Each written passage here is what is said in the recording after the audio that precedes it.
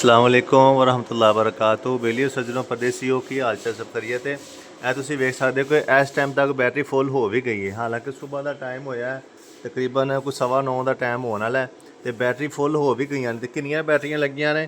ਟਿਊਬਲਰ ਬੈਟਰੀਆਂ 1 2 3 ਤੇ ਨਾਲ ਇੱਕ ਛੋਟੀ ਬੈਟਰੀ ਵੀ।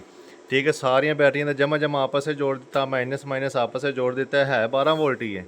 ਠੀਕ ਹੈ, ਤੇ ਨਾਲ ਇਹਦੇ ਇਹ ਇੱਕ ਕਾਰ ਇਨਵਰਟਰ ਲਗਾਇਆ ਈਸਟਰਨ ਕੰਪਨੀ ਦਾ, ਈਸਟਰਨ ਕੰਪਨੀ। ਠੀਕ ਹੈ, ਇਹ 7000 ਵਾਟ ਨਾਲ ਕਾਰ ਇਨਵਰਟਰ ਲਾਇਆ।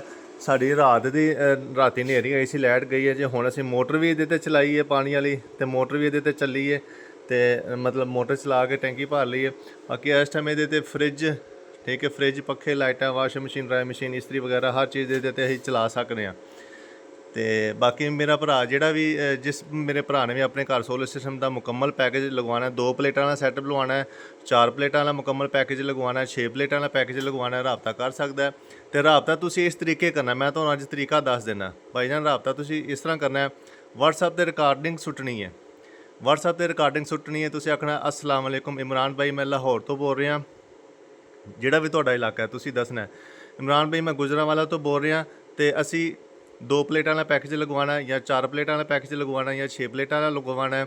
ਜਾਂ ਫਿਰ ਤੁਸੀਂ ਇਹ ਦੱਸਣਾ ਕਿ ਇਮਰਾਨ ਭਾਈ ਸਾਡੇ ਘਰ ਦਾ ਇਹ ਲੋਡ ਹੈ, ਇੱਕ ਫਰਿੱਜ, ਪੱਖੇ, ਲਾਈਟਾਂ ਨੇ, ਤੇ AC ਹੈ ਵੇ ਜਾਂ ਨਹੀਂ ਹੈ, 1 ਟਨ ਦਾ AC, 1.5 ਟਨ ਦਾ AC। ਤੁਸੀਂ ਇਹ ਚੀਜ਼ਾਂ ਦੱਸਣੀਆਂ ਨੇ। ਜ਼ਿਆਦਤੀ ਤੁਸੀਂ ਖੁਦ ਕਰਦੇ ਪਏ ਹੋ, ਮੁਕੰਮਲ ਗੱਲ ਹੀ ਨਹੀਂ ਦੱਸਦੇ। ਤੁਸੀਂ ਰਿਕਾਰਡਿੰਗ ਪਤਾ ਕੀ ਕਰਦੇ ਹੋ? ਸਲਾਮ ਵਾਲੇਕੁਮ ਇਮਰਾਨ ਭਾਈ, ਤੁਸੀਂ ਬੰਦੇ ਠੀਕ ਨਹੀਂ ਹੋ, ਤੁਸੀਂ ਨਾ ਫੋਨ ਨਹੀਂ ਚੁੱਕਦੇ ਹੈ, ਤੁਸੀਂ ਇੰਜ ਨਹੀਂ ਕਰਦੇ, ਤੁਸੀਂ ਉਹ ਨਹੀਂ ਕਰਦੇ।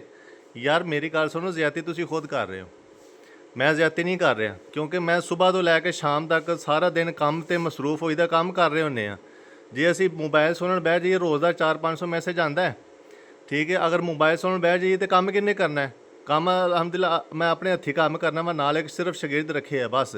ਕੋਈ ਲੰਮੀ ਚੌੜੀ ਟੀਮ ਕੋਈ ਨਹੀਂ ਹੈ, ਤੇ ਕੋਈ ਲੰਮੀ ਚੌੜੀ ਦੁਕਾਨਦਾਰੀ ਨਹੀਂ ਹੈ।